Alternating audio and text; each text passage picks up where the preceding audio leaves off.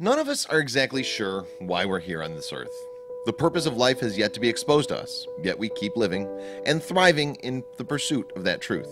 Whatever the reason may be that we're here, I believe that love is one of the answers. Love is everywhere. Love is in our very bodies. It's in our actions towards others, and it's in the words we speak. If we're lucky, we find the person that we can fall hopelessly in love with. We find that special someone that we're able to spend the rest of our lives with. They become our best friend, our partner in crime, and the person we wake up next to every day. We couldn't imagine life without them. Sometimes we can even feel the love between others radiate off them. Their love inspires us. James Morales, a pharmacy technician, recently experienced one of the most heartbreaking things of his life. James shared his story via Twitter and left readers in tears. Check out his story and hopefully it will inspire you to spread your love today.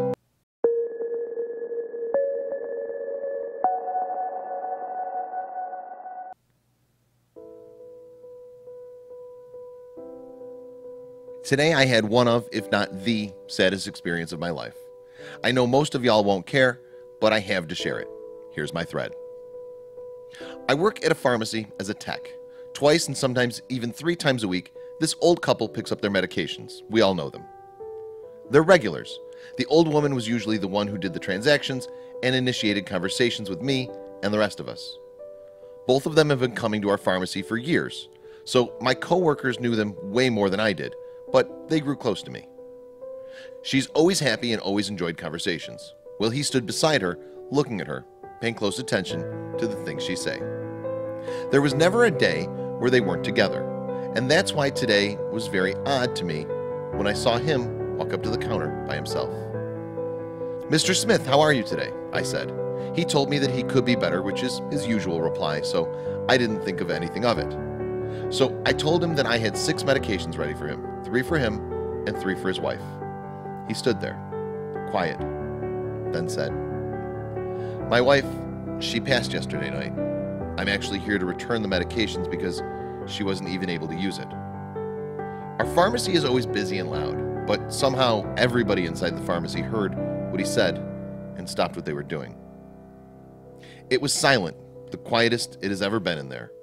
Everyone's stomach was in a knot, while Mr. Smith stood there in front of me in tears. Hate to say it, but I wish I went before she did. It was hard waking up today to an empty side of the bed. She was my best friend and lover. At this point, I was holding back tears so hard, y'all don't even know. I looked behind me, and some of my coworkers were in tears already. But don't be sad. I promised her I will live, and I will take life seriously and take my medications. I'll continue my promises with her. She's watching over me and is the best angel I could ever ask for. He was in tears, and so were we. But the strong individual he was, he managed to pull himself together and even managed to crack a few jokes with my pharmacist after a bit. Before leaving, he left us with an advice that I've heard before, but never knew the importance behind it until that moment. He said, "Make sure you tell the ones you love that you appreciate them. You never truly know when their last breath is and the last time you'll see them." He regrets one thing, which was their last conversation. He wished he could have said, "I love you." Anything other than, "Good night, sweetie." Imagine living with that for the rest of your life, hoping that you said something else to the person that meant so much to you.